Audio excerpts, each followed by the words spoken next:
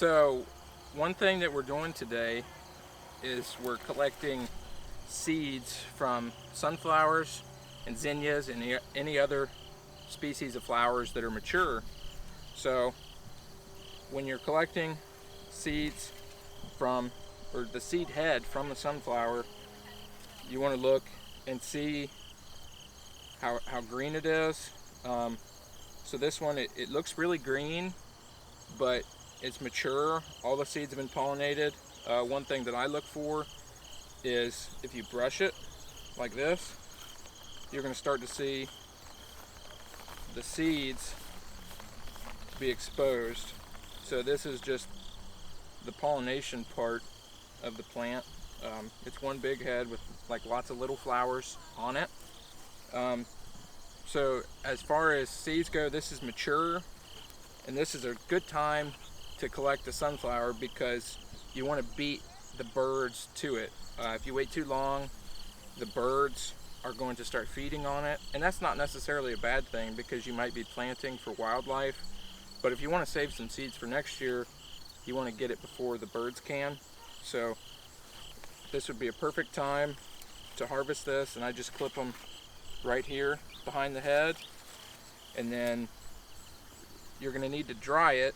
So place it in a tub and then take it to your drying location. I think we're actually going to dry these inside of a hot trailer. If you have a home greenhouse, that's also a great drying spot. But another thing to watch out for is different varmints can get in and start eating the seeds. So I've had problems with mice. You don't want to wait too long for them to dry. So once they're dry enough to bag up for the winter, you can just really begin by just brushing the head like I am now, and the seeds will begin to fall out.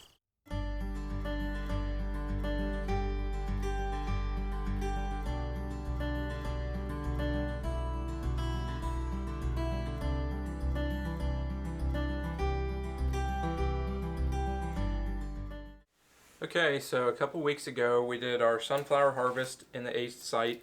We picked these off just as they were starting to die before the birds and other wildlife could get to them. And today we're going to do a little bit of separation of the seeds from the heads just to harvest them.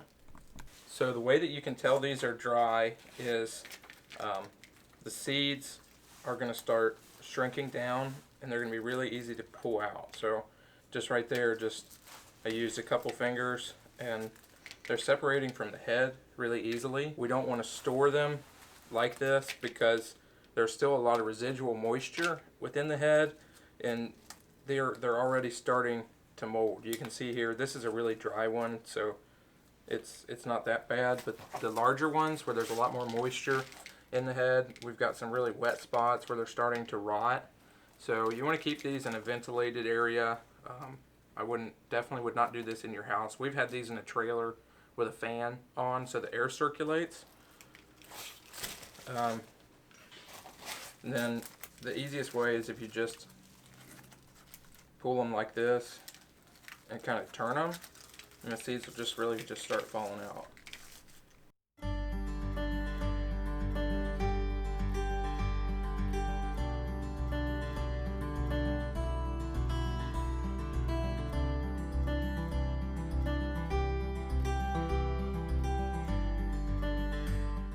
So we have a handful of seeds here, and there's still a lot of foreign matter in there that we really don't need. It'd be okay to plant just like this, but if you're going to run this through a drill for doing like no-till pollinator plantings, you'd want to do what we call winnowing. So that is separating a lot of the chaff, like these parts of the head, some other parts of the flower.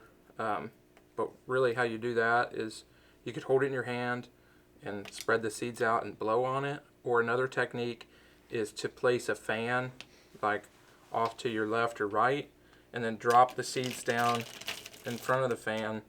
And as you're dropping the seed, because they're heavier, they're not going to get blown away by the fan, but the small chaff would get blown away. So that's a process called winnowing. But for a general homeowner, it'd be okay to store these without winnowing them. You, like I said earlier, you could just plant this right into the ground. But before we do that, and before we store them for the winter, these seeds are still wet, and if you place these in a bag, they would just rot. So you want to spread them out on a tray.